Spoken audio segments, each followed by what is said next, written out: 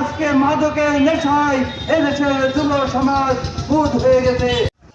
ভিন্ন প্রেক্ষাপট অভিন্ন প্রত্যাশা এই স্লোগানকে সামনে রেখে আন্তর্জাতিক যুব দিবস উদযাপন উপলক্ষে ঝিনাইদহের কোটচাঁদপুরে জামাত ইসলামের উদ্যোগের যুব র্যালি অনুষ্ঠিত হয়েছে। বুধবার বিকেলে শহরের ব্রিজঘাট মোড় থেকে একটি বর্ণাঢ্য শোভাযাত্রা বের করা হয়। শোভাযাত্রাটি শহরের প্রধান প্রধান সড়ক প্রদক্ষিণ করে একই স্থানে এসে শেষ হয়। পরে সেখানে সংক্ষিপ্ত সমাবেশ অনুষ্ঠিত হয়। এ সময় সমাবেশে প্রধান অতিথি হিসেবে উপস্থিত ছিলেন কোটচাঁদপুর উপজেলা জামাতের ভারপ্রাপ্ত আমির মাস্টার আজিজুর রহমান। তিনি বলেন, যুবকরাই সমাজের প্রধান চালিকা শক্তি, তাই সমাজকে মাদক, নেশা ও সামাজিক অবক্ষয়ের হাত থেকে রক্ষা করতে হবে। এই ক্ষেত্রে সরকারকে কার্যকর ভূমিকা রাখতে হবে বলে বিভিন্ন মতামত তুলে ধরেন।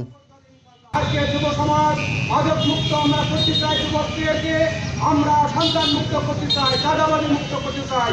সেই ক্ষেত্রে যুবকদের অগ্রণী ভূমিকা পালন করতে হবে ইনশাআল্লাহ।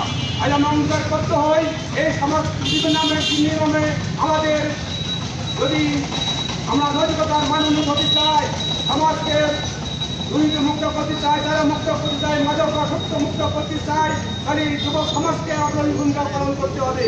সুতরাং আজ যুবক সমাজের ভাইরা বিভিন্ন এলাকা থেকে ধন্যবাদ জানাই এবং এই সমাজকে সুন্দর করার জন্য একটি নৈতিকতা মানে উন্নত করার জন্য এই যুব সমাজকে আরও ভূমিকা পালন করতে হবে।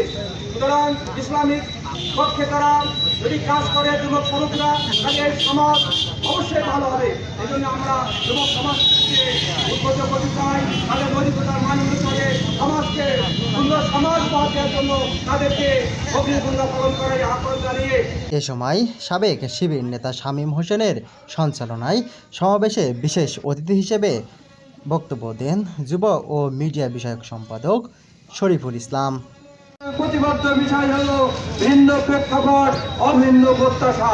এই প্রত্যাশাকে সামনে রেখে আজকে বিশ্ব অনেক দূরে এগিয়ে যাচ্ছে, কিন্তু বাংলাদেশে যে জিনিসটা দেখা যাচ্ছে, আজকে ষড়যন্ত্রকারীদের কালো হাত বাংলাদেশের ভাগ্যাকাশে উড়ে বেড়াচ্ছে।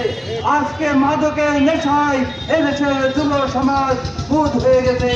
আজকে মোবাইল নামক এই যন্ত্রটির কারণে যুব সমাজ পথ হারিয়েছে। তাই আজকে আহ্বান করতে চাই এবং সরকারের প্রতি আহ্বান করতে চাই, একটি মাদক মুক্ত সমাজ, একটি মাদক মুক্ত দেশ উপহার দেওয়ার জন্য আপনি আপনার প্রশাসনকে সক্রিয় করুন এবং বাংলাদেশে যেন আর কোনো মাদকের সমরে কোনো যুবক ধ্বংস না হয়ে যায়।